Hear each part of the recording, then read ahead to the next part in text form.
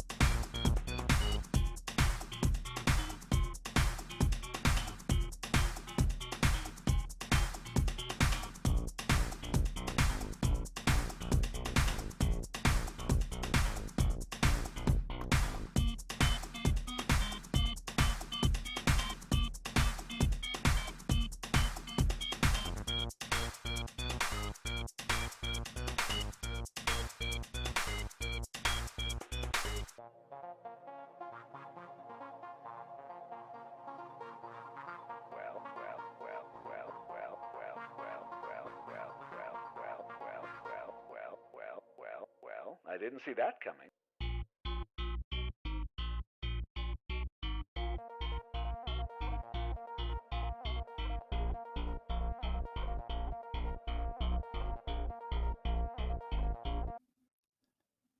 Welcome back, everybody, to Unified's coverage of the Midwest Esports Conference. We've got our final series of the day, Game 1 between Grandview and Ottawa. Definitely nothing happened in the past 20 minutes, and we're still here. We're getting ready. It's going to be a close series. Remember, two of the best teams in the...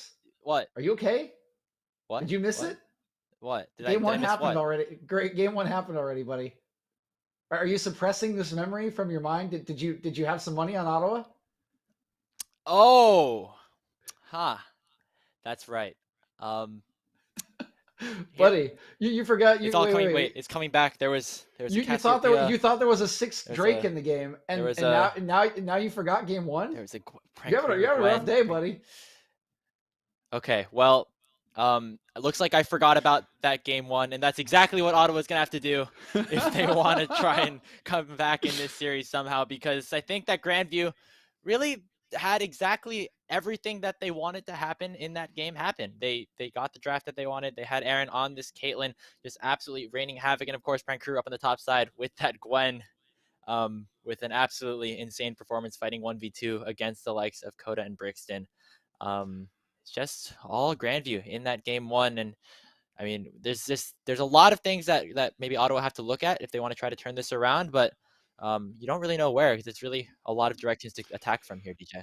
Right, exactly. It's really hard to diagnose a specific thing after you do have a game 1 like that. You do get perfect game. It's more of just the full mental reset. And the big thing for Ottawa, of course, that is going to very much help them is they're on red side now. So you opt a little bit of a different draft strategy. Maybe you can take away some of the things that GVU used to really punish you in game number 1 and just try to shake things up a little bit, because you don't really want the comps to look similar to game 1. I don't think you want anything to look similar to game 1, and you can just get that full reset on this red side. So we'll look for Colomer and company to get that full reset, to get that blood roiling, and to get a different game number 2 going here. Taking a look at what these sides are going to decide to lock in here with the sides swapped. Generally, I don't think Ottawa's draft really was like the problem in that sense. They got a lot of power picks. They got Young on the Jinx. They had Blonde on the Cassiopeia. The Trundle top was an interesting strategy, but it almost worked out in terms of, getting some early lane pressure against Prankuru.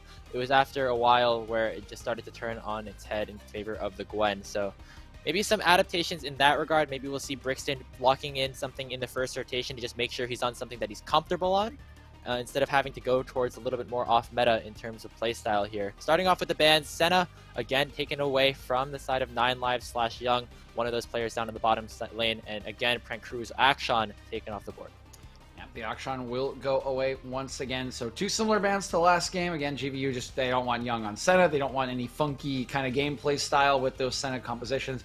Take it away, and again, it is that Corki ban away from Blonde. So 2 of the same bans from last game, and I would expect the third to be the same, because of course GVU would love nothing to change. They would love game 2 to go exactly like game number 1, and that would be that'd be a nice finish to the weekend. Be a lot of Twitter clout for sure. There would be some memes thrown around, I would imagine.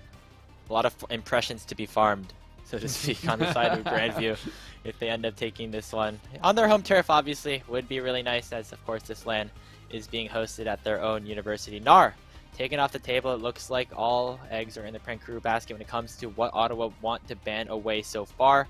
Final ban in the first phase will, of course, be Brixton's Warwick. We're definitely not going to be seeing that in this game. Yep, so same 3 bans come through here for GVU, and now on the other side, what are you going to do? They are going to change it up a little bit.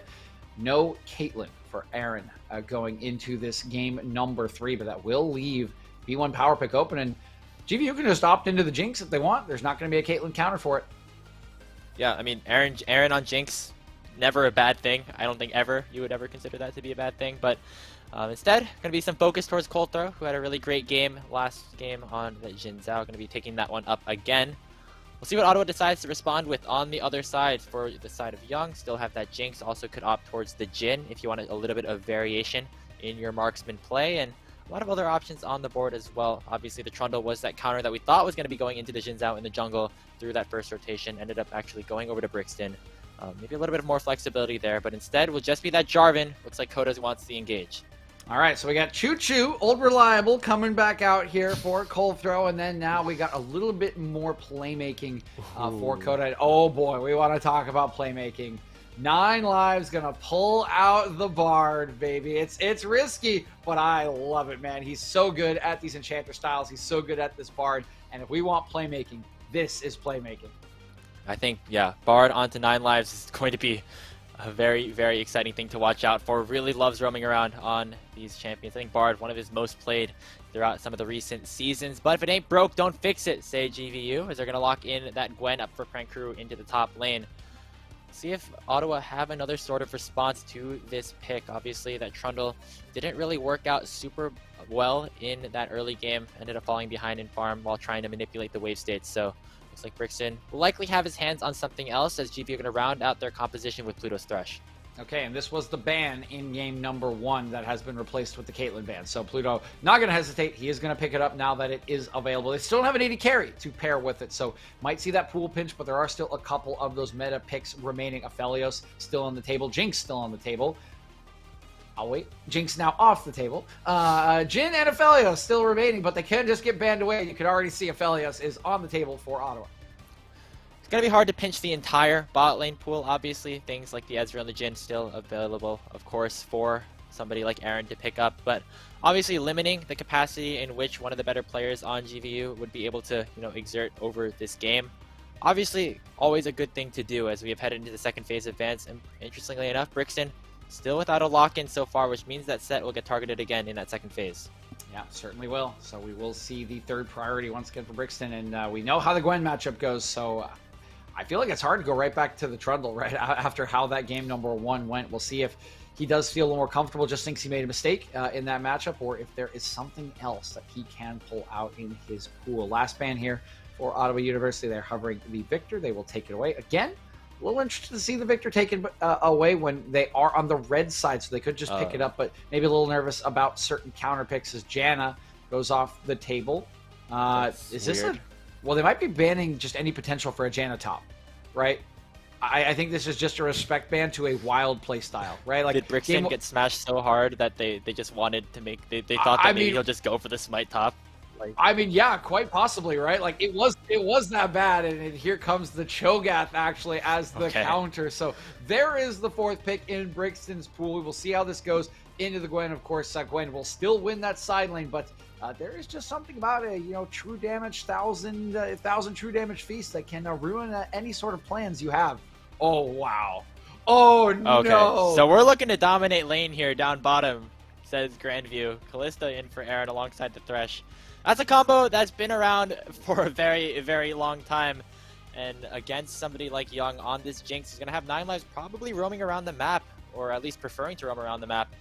Be very, very dangerous for him down in the bottom lane. Orianna going to round out the composition for Meslo. So see what Blonde wants to respond with here. Okay, I like the counter pick into this Orianna. Vex can really get in on top of her and really mess things up if the ball is off of her. I think the wave clear counter is good, but I mean, we just got to talk about this bottom lane. I mean, they just drafted Kalista Thresh. They left it open, and Aaron says, yeah, thank you very much. Like, this feels a bit trump cardish to me, this phase 2 here for GVU. I am so scared for this bottom lane. I mean, what is Bard going to do to these two? Like, they're just completely free to do whatever they want in this lane. I- Like, how do you counter this? I mean, yes, you have a little bit of double range at level 1 to try to get the push, but they can pretty much just like run at you the entire lane, and you really don't have a good way to stop them.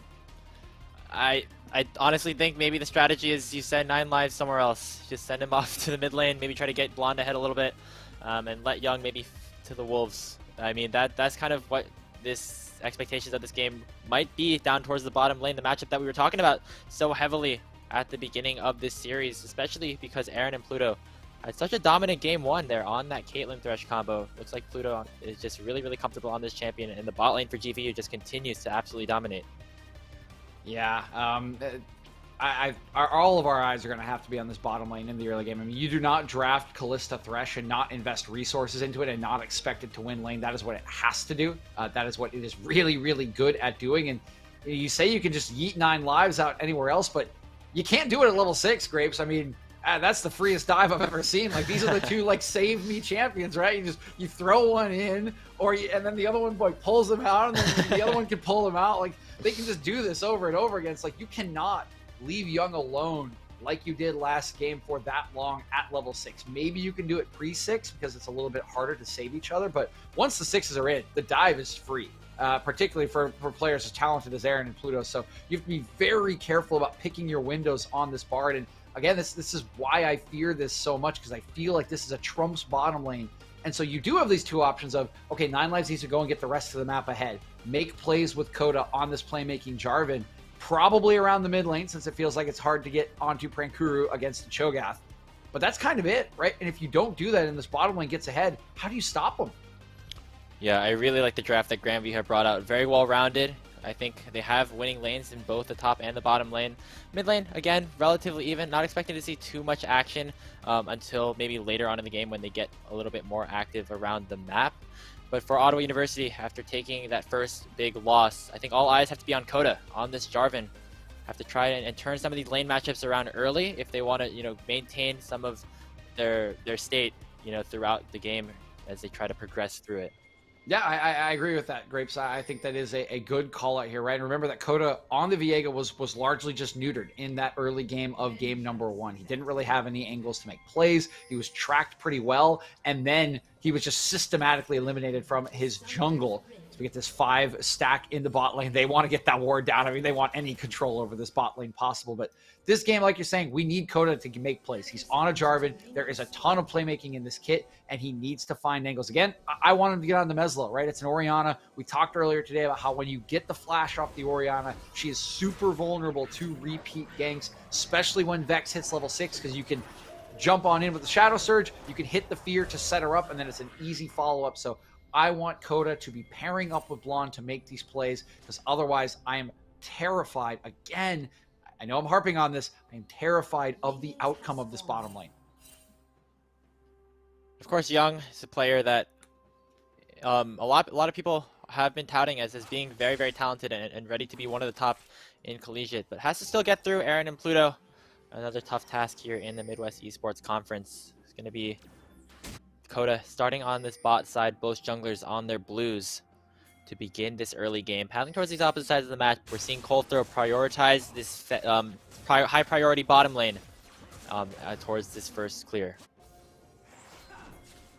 Yep, and that is expected from Coldthrow. Similar to a Caitlyn lane, right? You just want to provide support. You want to let Aaron and Pluto play the lane as they wish. And Coda knowing that going down bottom lane, right, it's pretty hard. Like, you could lose that 2v3 if it is played properly by Aaron and Pluto, particularly when, 9 lives, obviously really good at this Bard, but Bard is not exactly a great laning champion, right? He's not really going to help you duel at level 2 and 3. So definitely going to head up to the top side for the plays that he needs to make in this early game.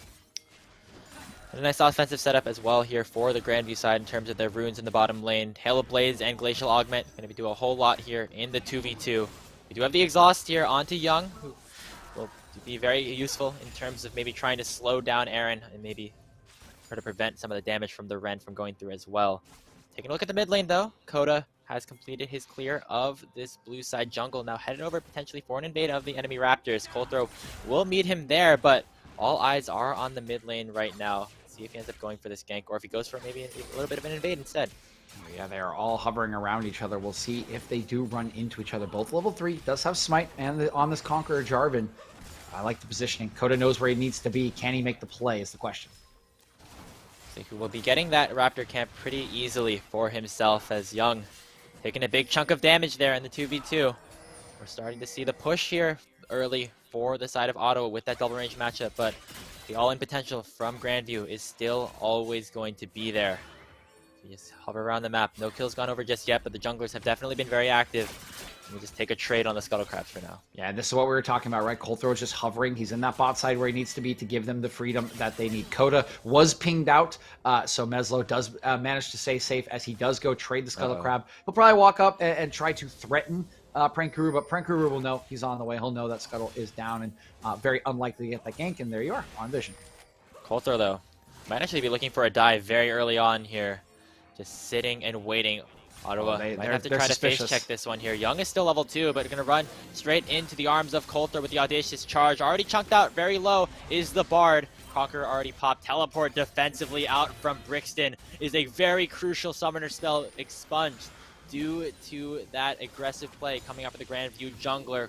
Brixton's going to lose a whole lot out of that play. Yeah, I mean, like you said, Grapes, it keeps you alive, but at what cost? I mean, we saw what happened when Prankuru got fed in game number 1, repelling a gank, getting CS advantages. He's going to get a plate. He's going to get about a 10, 15 CS advantage. He's going to go back and get a really nice first base. So, yes, they keep their bottom lane alive, but it comes at a very great cost to Brixton in the top side of their map. Yeah, big wave. You can see it on the minimap. Just crashing in that Brixton will not be able to get a lot of because of that summoner spell. And once again, Grandview looking solid here. They're using the pressure to really force Ottawa's hands in a lot of cases. Coda, of course, has been able to stay in touch in terms of clear speed on the Jarvan, had that early invade onto the Raptor pit, but has not had enough impact to maybe call it worth it in terms of his early game potential and going for these ganks yet. Yeah, he still has time, right? We're at 5 minutes, but we are going to need to see something. He'll probably go back, get his first base as he has a couple camps ahead. So we'll have the tempo to base, pick up his items, and come back. But we're going to need to see it. You see 9 lives already out on the map, trying to clear the vision away. Coda needs to find a clever path somewhere where he cannot just be tracked by Colthrow and get that early play that we've been asking for. Some resets coming through for Ottawa. And on this bottom lane, it has been Aaron and Pluto still getting that lead and still continuing to pressure waves into the tower. I will say though, if Ottawa's bot lane is able to, survive this sort of onslaught from Aaron and Pluto, can look pretty good for them come the later game fights. Obviously, when you get towards some of those later items, Young on the Jinx will be much more effective than Callista in team fights if they are on even footing. So right now, good job on the Ottawa bot lane for staying in this, at least for now. We'll be okay to sack maybe 5 or 10 CS if it means that you're not going to die. Yeah, it's actually a really good base from Young, too. He's done a great job CSing in this lane. And, of course, that TP that was there to nullify the dive has kept him right in it. And we talked about the great cost that came to Brixton, right? But he is a Cho'Gath. He can play low econ. He will still be a good frontline. And you have kept Young in this game, unlike in game number 1, where he basically was out of it right at the 12-minute mark after being dove twice under his own turret. So I think a good adjustment in this early game. And now they're trying to make a play. Coda's running in straight through the lane. Coulter on the horizon as well. And Pluto's actually going to strike first here on the engage. Coulter flashing over the flag and drag to pick up first blood. And now Coda and 9 lives are going to have to try and get out through the magical journey. Grandview strike first down bottom as Coulter will get the first kill. Oh, he dodged it. Yeah, dodging away from the Shadow Surge. Blonde might be in a bit of trouble as well. Going to stop the flee away. Meslo goes down. Blonde picking up the first solo kill that we've seen in the mid lane this series. Even up skills. And Blonde finally lives up to his name. The Meslo Slayer is first kill. The first kill like in the laning phase at all for these two mid laners. And Meslo thought he had him after dodging the Shadow Surge, but still was not quite enough. The Ignite makes the difference, and Blonde gets a little bit back and ends the potential double perfect game for Grandview. First kill of the series for Ottawa. First kill of the day for them into the hands of this Vex. Very well played there from Blonde, using that Ignite advantage to get the upper hand in the 1v1. But down in the bottom side, that was Young who ended up falling there.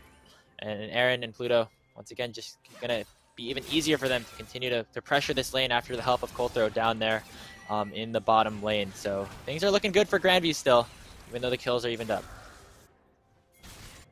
Kills are evened up. You can see that 500 gold lead or so on Grandview. It's not that much, so not too bad. And you see Young still farming up very well. This bot lane has not exploded as feared just yet, but those level 6 is in for Aaron. Still level 4 on Pluto. We'll have a little bit before those dives are still free, but we're getting towards that scary mark. And of course, with the TP expenditure, we can look at that top lane and we can see the lead that Prankuru once again has for himself. No one will be able to match him in a side lane, likely not even this Vex as the game goes on. So that option's still always going to be available for Grandview as this game does tick, tick, tick forward. Yeah, Prankuru getting ahead on this Gwen is never going to be a good sight if you are Ottawa. We've seen it time and time again, just being such a menace in some of these later game team fights on the flanks. It's another side that's winning here for Grandview. We talked about how the lane matchups worked in this state of the game, and it's been pretty much to expectations for now. Coda and the rest of Ottawa going to be taking this first dragon of the game with Coulter on the opposite side of the map. Not really too much threat for it to be stolen, but just a little bit of an additional set of momentum going in favor of Ottawa as it finally goes down.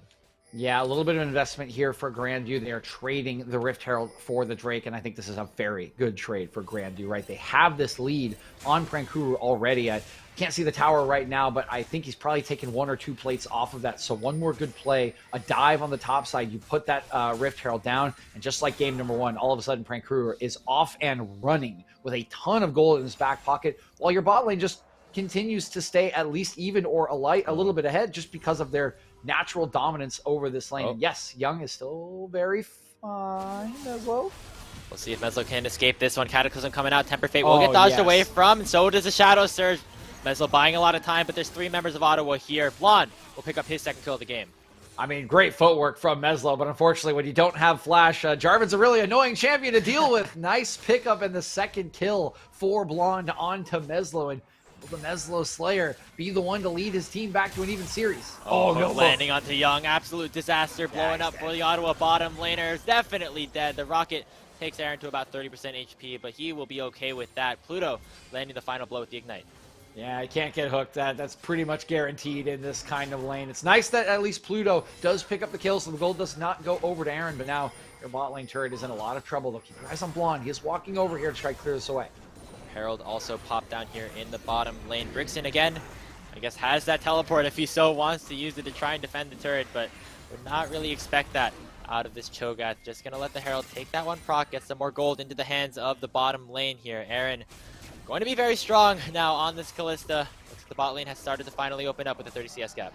Yeah, 30 CS gap after that play. Great hook from Pluto, and you can see it there, leading in gold. There's Blonde right behind him, of course, just 400 with those 2 kills and a couple plates in his back pocket. So we're going to need to look to him along with Coda to make these plays. Meanwhile, here's an all-in happening. The needlework coming out. Brixton almost trying to dodge away with the rupture, but Prankuru does it again. Doesn't matter who Brixton is playing. He's going to win the 1v1 on the Gwen.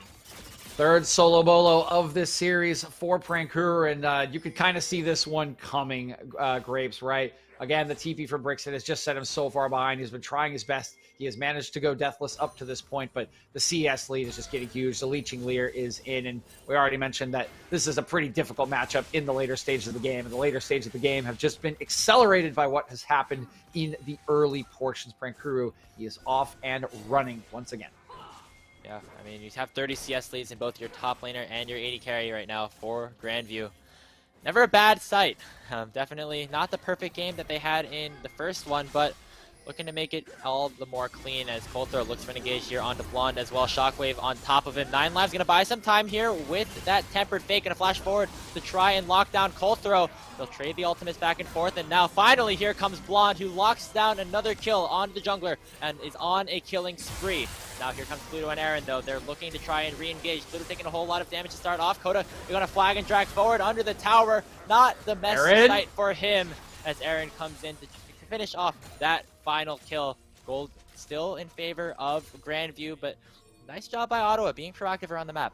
Oh yeah, love it from Ottawa, right? Well, the side lanes are going very, very wrong from them. The mid jungle has been going phenomenally. Coda and Blonde have been making these plays. Meslo and Coulter, they think they've got the pick with the Shockwave, but nope, Coda is in the wings. Blonde plays that one brilliantly, holding on, and a very nice, of course, Tempered Fate from 9 lives. Keeps him alive long enough to allow the Shadow Surge to come out. They turn the play, and unlucky for them that the side lane pressure allows the roam and the additional kill to go back to Aaron at the end. Yeah, Coda maybe just went a little bit too far there with that flag and drag. Maybe thought he could try to turn. Eventually ran out of mana and ran out of HP as he ended up going down for the first time this game. But you like the proactivity that Ottawa is trying to show here. They know that if they just stay still, the scaling from their top side with Prankuru on the Gwen could begin to take hold. So they're just continue to make some plays, get Blonde ahead, maybe give him the potential to do a whole lot of damage to this backline if he's able to get a Shadow Surge in onto one of these later fights. Dragon is spawning in about 30 seconds. You see both teams starting to hover around there. Remember, it's only the second Drake of the game since the first one was taken pretty late. So not really a super crucial one at that, but of course either team would be happy to have that extra resistance. Yeah, with the Rift Herald not on the map just yet, though, there's really nothing else to fight for. So it looks like both teams willing to expend the resources, right? At least for Grandview, even if they take it, it is just a slowdown on a potential soul. They don't really have to worry about it. Of course, for Ottawa, two Drakes starts to put the pressure of that Dragon Soul onto Grandview. But in terms of what Ottawa can do, can't do a whole lot, especially when you look at the itemization choices on the bottom lane. It's a Kraken Slayer plus a Hearthbound Axe for Aaron, and not even that finished Mythic on the other side for Young. So that's that's how much of a lead that has opened up here for Grandview on the bottom lane. And with that advantage, with that tempo, it'll be Colthrow to even up the Dragon count at 1. Yeah, not willing to fight over that one, and Young. Oh yeah, walking a little bit far here, has the exhaust and the flash to get away. But definitely not the greatest thing for Young in that situation. Meslo now might get attacked here with the Flea. Blonde gonna go forward. Shockwave is not able to delay any longer. Blonde with kill number 4 of this game. Starting to become a little bit scary here for Grandview. And we didn't herald it as much because of the bot lane selection, but I did mention that this Vex is very good into control mages. I like the counter pick from Blonde, and boy, is it paying off. Again, he's getting a little help from 9 Lives, who was on that roam, but they are punishing Meslo over and over again. And this time around, they've actually got a prize at the end of it with that second Rift Herald. So we see Ottawa with a little bit more fight in this game than we did in game 1. Going to take a little bit more than 23 minutes to end this one for either side. Coda going to be able to take this Herald down pretty easily. We'll see where he ends up deciding to expend that resource. Maybe trying to get Young back into this game, who just finishes off his mythic item in the Kraken Slayer. So still pretty far behind, but you know, the Jinx slowly starting to scale, and once DJ, once those resets come in, Young can still look pretty good in these fights. Yes, Young will still look very good. He is a Jinx after all. Once you get to that 2 items, it doesn't really matter, but still very far behind Aaron, who's interestingly gone for the Kraken Slayer, actually, instead of the shield bow. I think the nerfs maybe just making it not worth enough, or just looking at the enemy champions, but will still be very strong no matter what item he does have with how much CS he has. And the Hearthbound Axe already in for what should be a Wit's End, I would imagine, second. We see a Temper Fate being issued here onto Aaron. We'll see if they have the ability to take him it down. The Lantern cannot be clicked, and that's a big shutdown. Going in onto the hands of Brixton. Cataclysm onto 2 as Prankuru has the needlework working. He's trying to snip through the hearts of the Ottawa Braves, and he's staying alive for now. Brixton lands another Rupture in onto Pluto, but watches resets as Young tries to take down Pluto. Oh, he can't get it, Young! To Shockwave onto 2, and it looks like Grandview are going to turn this fight around. 9 Lives, the last survivor, and that is a quadra kill for Prankuru on the Gwen. Oh, they managed to shut down one Fed member, Grace, but they couldn't stop the second one. Aaron goes down, but it is Prankuru, enabled by the early TP, running away with this game as he gets 4 with the needlework and the fancy feet on the cleanup. Young was so close to getting a reset and running away, but it required 1 extra auto. That allowed Prankuru to dash on top of him. And once the Jinx was down, the cleanup was simple. Prankuru is just dominating this series as he will take this tier 1 turret and push his team into a massive lead. Oh, it's so heartbreaking there for Young. Pluto was so low, but just barely was able to survive there. And look at the gold now. Prankuru and Aaron is absolutely taking control in this game. The Gwen now with those 5 kills going to be absolutely unstoppable once she goes for another one of those resets here. Herald in the mid lane to try and get a little bit of pressure back in favor of Ottawa. Looks like Grandview, they're starting to smell the sweep here, DJ. Oh, Aaron, could be in a bit of trouble though. The Super Mega Death Rocket does not hit onto the Jinx. Fates call forward and Coda ends up going down, but it is a trade, and that's another kill. Going in onto the Callista as Blonde and 9 Lives are the ones to pick up the kills. TP though coming in from Prankuru. Shockwave lands onto 2. Young is down. Blonde in a bad spot as well. Prankuru finally has arrived to the fight, but it's a double kill already, going over to Colthrow. 2 live for the side of Ottawa, and 3 do for Grandview. Yeah, the sieging this will still be a little bit difficult with Brixton right in the way. Needlework still. Oh my god, look at the needles coming out! Prankuru's Gwen is just absolutely unstoppable throughout this entire weekend, and he's going to finish off another kill onto the Cho. So as I was saying, sieging this mid lane tier 1 with the Cho'Gath high HP bar right in front of you will be super easy actually for Grandview, and they just walk right on through and take that one as well. Prankuru just proving my point right there, definitely showing how strong he is. Love to see it from this Gwen. He continues to dominate proceedings. Excellent analysis there, DJ. Thank you, Graves. That's another item coming through here for Prankuru. Now has the Gnasher's Tooth and the stopwatch completed. So it'll be even harder for anybody on Ottawa to take him down. And then that is kind of the shift here in terms of the win conditions, I think, here for Grandview. They're initially focusing mostly towards that bottom lane, but the Gwen has absolutely been unleashed. And we'll look to try and close the door here on this series against Ottawa. As eyes turn again to this Infernal Dragon. Coda taking the Blast Cone away. He knows that he can't be bothered to go into the pit. Yeah, with these 2 items completed on Prankuru, I mean, it could take the whole team to kill him. They might not succeed. I mean, like, they don't have a lot of pure lockdown, right? They would have to hit something like a Tempered Fade, and they would have to keep Young alive as a rocket going to sail here towards Drake. A little bit early, unfortunately. Wait, what?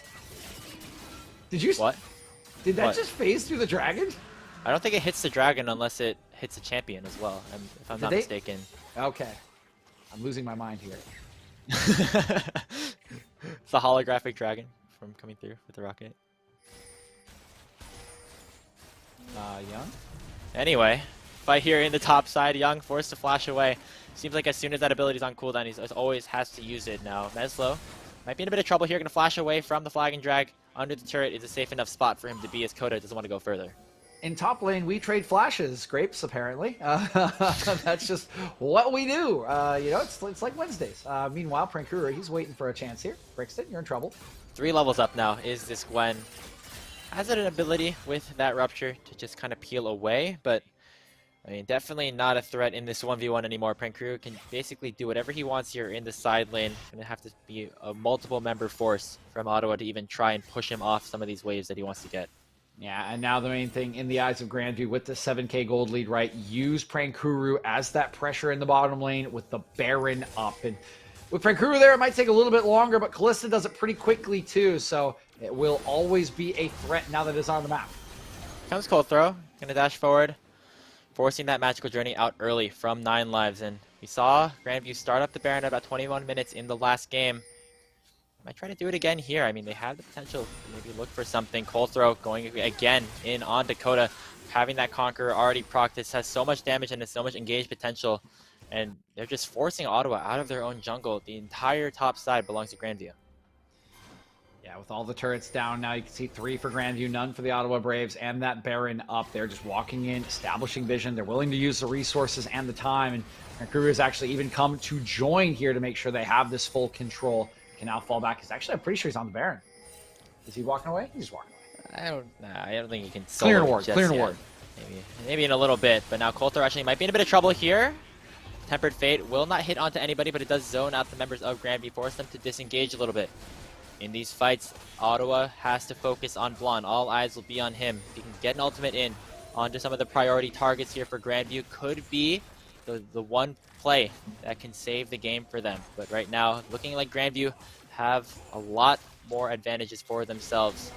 Just kind of can take their time, ride it out, and wait for some of these objectives to spawn again. Yeah, they're going to need some sort of big play, but I mean, it's so tricky right now. I mean, Aaron's flash is up. Pluto exists, right? So he can always throw the lantern into the Cataclysm to try to bail someone out. Like, we're going to need some sort of huge shadow surge onto multiple members from Blonde to set it up. But one thing we know about Vex, right, is it's really strong in the mid game, but similar to Callista, it gets a little tricky to play out these later game team fights because you have to throw your body into the enemy composition. So it will take a lot of doing here from Ottawa. It'll take some very clever setup, and thus far they just haven't been able to fool Colthrow or the rest of Grandview at all. They've been tracked They have been matched in almost every play they've made outside of maybe 1 or 2 in mid lane that they were able to win early on. Nine Lives in a bit of trouble. Gonna use that magical journey out. Once again, just control around this topside jungle for the Vikings has been absolutely pristine. They just are able to know exactly where Ottawa is at every single point, and they are always ready to threaten the Baron if they ever see somebody out of position. Always has to be a threat here, as there's not much else to do until this dragon spawns. Would be soul point for GVU if they're able to pick it up, but don't really have that opportunity just yet.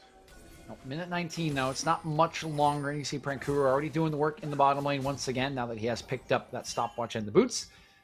Just trying to split this map, but don't want to do anything too drastic as they know how in control they are, as you can see there from the gold graph. I mean, all 4 members. It's just Pluto. He's all the way down there. He's hanging out on the other side of Purple Island here, but you're totally fine with that if that's your support, and the rest are all on top. Pluto walks so the rest of GVU can run. That's basically what we can get here. He's down below, but he's helping support his team. Has the highest kill participation out of everybody. And he is up in XP by just a little bit, so that's something that we can, give him a little bit more credit for in that regard. But doesn't matter all too much. Maybe each of the supports can hit that level 11 spike before a major objective spawns. If not, again, not the end of the world. Dragon spawning in about 25 seconds. We still see Grandview focused around this top side. 9 Lives maybe looking aggressive here onto Coal Throw. This is Zap going forward, but take a look at this mid lane here. Blonde using that Shadow Surge onto Aaron, only chunking him to about half HP. That's the most fed member with the ultimate down. We'll just try to heal up as they do retreat, and they just have no way into this Dragon Pit. I mean, 2 seconds now, it's going to come up. Prekuru's already there. He will shred this thing with how strong he is. Working on that 2 items, Aaron. It's going to heal up off of these minions in mid-wave. You can see them pinging out the Baron, but they don't quite have the damage or the confidence to go for it. So it will just be the sole point and control over the Baron Pit. And are they now starting it? I mean, this is a desperation play, it seems like, from Ottawa. They don't have the ultimate onto Blonde or Young, but it looks like they just want to try to burst this down. They do have Brixton with the Feast. If it comes down to a 50-50, certainly in favor of the Braves, but looks like the rest of Grandview are going to collapse. I don't think it would have been a 50-50 if they ended up trying to finish it off, because everybody on Ottawa would have died. So looks like they know better than to continue to go for that play. Going to go for the resets, maybe wait a little bit longer here. And now ball falls into Grandview's court. What are they going to do around this pit? They're going to start it up now. Meslo and Coulthor 2-manning it with the rest of the team on the horizon. Coda went for the reset, so doesn't have that smite if they end up trying to finish it over. Rocket's going to spot them out, and so now Grandview definitely are being seen here with this. Nice Tempered Fate coming out from 9 Lives to allow the rest of the team to join the fray. As just very tense around this Baron Pit. One side will start it up, but it doesn't look like either team want to take that risk just yet. And they don't want to risk it right there in such a position of control here with 7k gold lead with 4 minutes until the Infernal Soul is available. They can just let Prankura go back to the bottom lane, and the Feast really, right, is the big thing. There's a Smite Feast that they have to fear, so it needs to be a clean setup and probably a fight into the Baron to make sure that they do not give a window back to the Ottawa Braves, because you look down there and there are 2 items on Young. Is it easy for him to use them? Maybe not just yet, right? But there is always that condition where Young gets to 3-4 items, gets a reset in a fight, and suddenly you could be looking at a very different game. It's interesting to see Young go for the Rudon's Hurricane second item. Normally, if Jinxes fall behind, you might see something like a Rapid Fire Cannon to maybe get a little bit of extra range in some of these fights. But it looks like Young knows that if Ottawa want to win some of these fights, a lot of the damage has to come through him and his AoE. So going to try to sacrifice some of the utility, and if he's going to die from close range. Baron dance once again. It is nice to see that Ottawa was able to stall out. And, oh, wow, TP. Are they just going to go for this? There they go. They're starting it up again. I mean, it's not really that high risk here for Grandview. They have a lot of high health bar, a lot of high healing.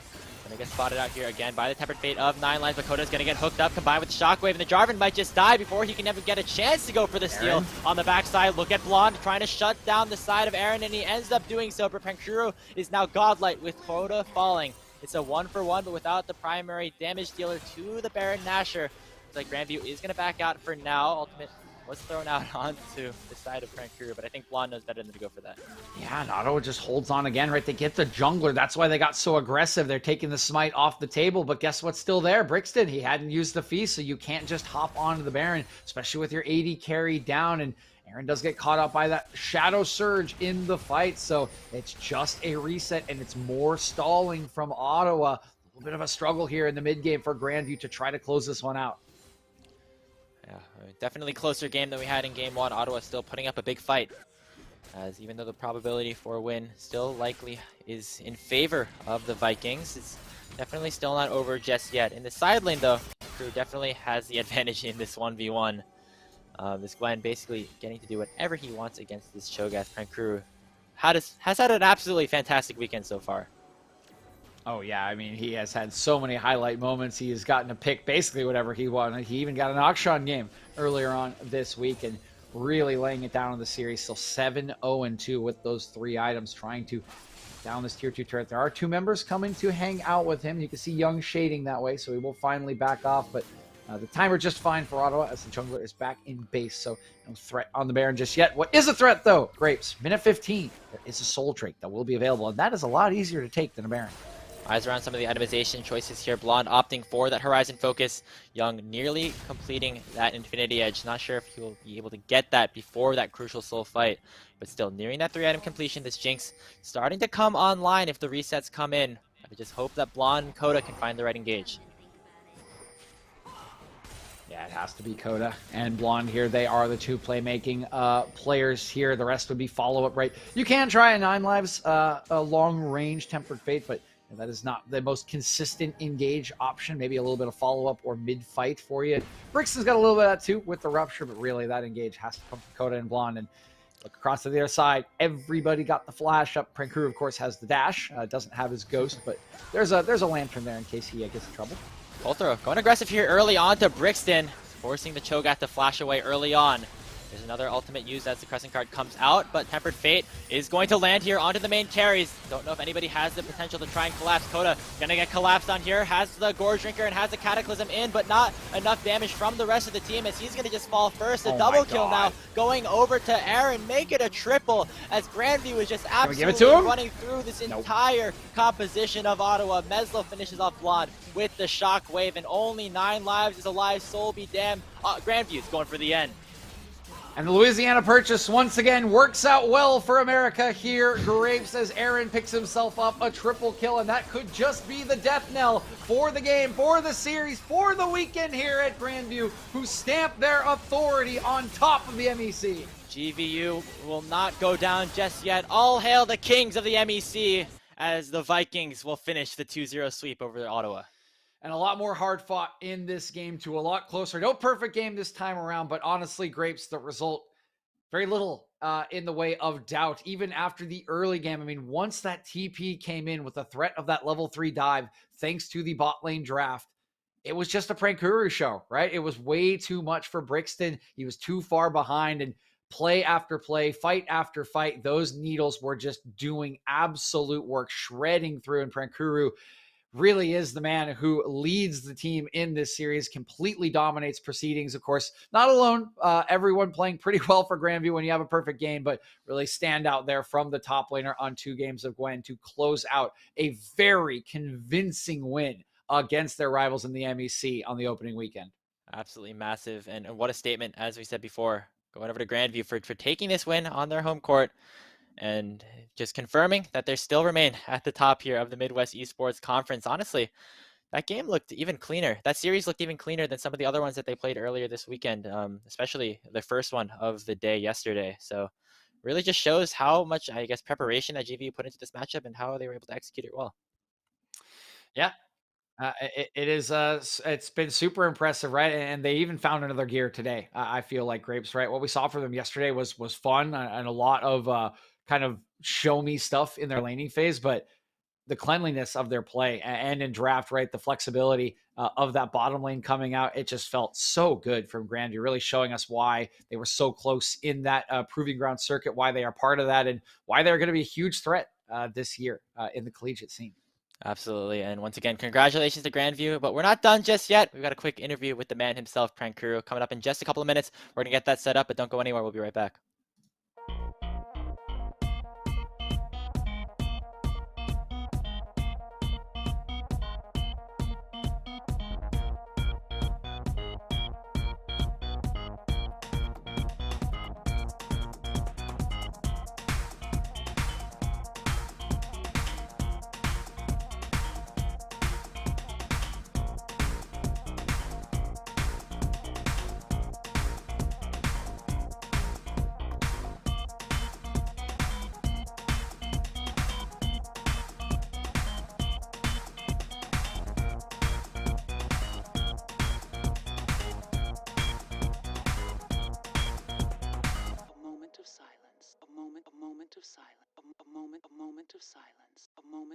moment of silence. A moment of silence. A moment of silence. A moment of silence. A moment of silence.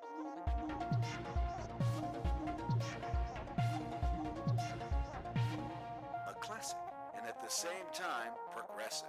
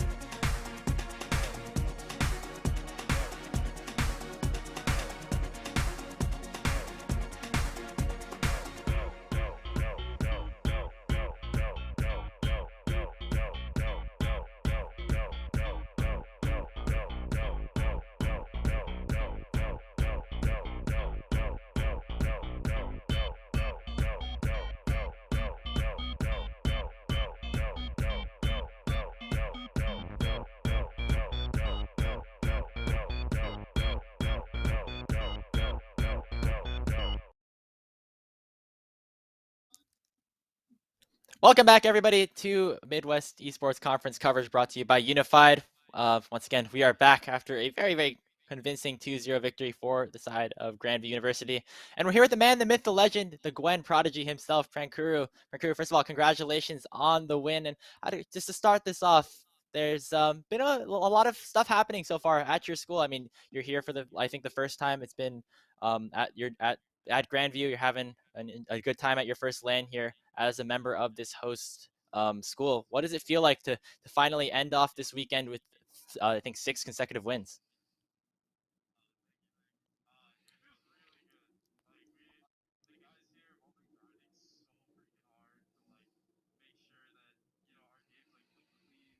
Like we're all playing clean, and I think we definitely showed it this weekend.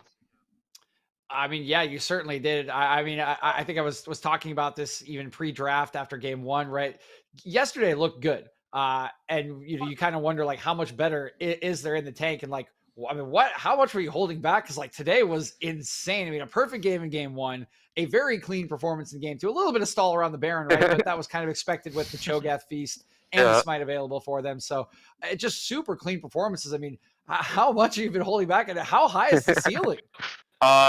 I mean, we're definitely holding back. I think one of the big things that like we've had to work on is just like going full throttle, and then like we go a little too far.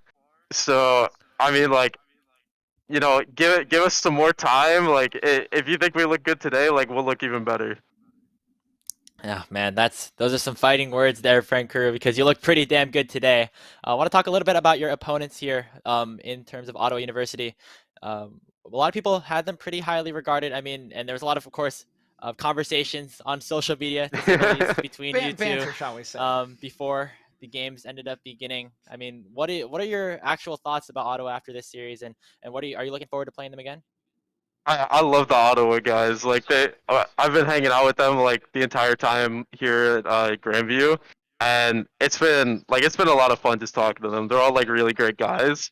Um, I definitely think like if we're complacent, we can definitely drop a game or even a series. Like if we're just having like a really bad week. So I mean, they're definitely like a good team as well. I mean, speaking of good competition, right? You've really stamped a mark here in the MEC in week number one, kind of with this capstone win. So you've talked about going forward, right? Getting even better. So what are we looking at here as the season progresses? I know that Circuit 1 did not maybe end the way you guys wanted it to, but Circuit 2 will come, and of course, CLO playoffs would be on the horizon if this trek continues. So how are you guys feeling about the ceiling of this team later on in this year? I think the ceiling's like we're gonna hit the ceiling and then we're gonna break it. Like we're gonna just keep grinding. Like CLOL is just like our practice right now. We want to go right, so in OQs. Is it fake news? Is Winthrop not the best team in CLO? Hey, Winthrop better watch out, man. That's all I'm saying. All right, there we go. Watch out down south is what I'm hearing here from Frank Kuru. But I mean, we don't want to take too much of your time. Obviously, you've had a pretty long day, long weekend here at the LAN. But is there anything you wanted to shout out here for the rest of the Grandview guys before we close out the show for the day? I just want to shout out my cute mid laner. He kind of got the stick last game, but he held it down. He said, "Hey, they're killing me, but like they're gonna lose no matter what." So, props to Meslo for keeping strong. All right. Well, Oh my thank you very God. much, Frankuru, for that. And thank you very much. And congratulations again on your perfect weekend through 2 days of competition, including your 2-0 over Ottawa just now. But that is going to do it here for our coverage of the Midwest Esports Conference. Me and DJ would like to thank you all for sticking with us throughout this entire weekend. We'll, of course, be back here on Unified next week as there's more action to come through with the 7 collegiate teams. So with that, we're going to say goodbye for now, but we'll see you around real soon.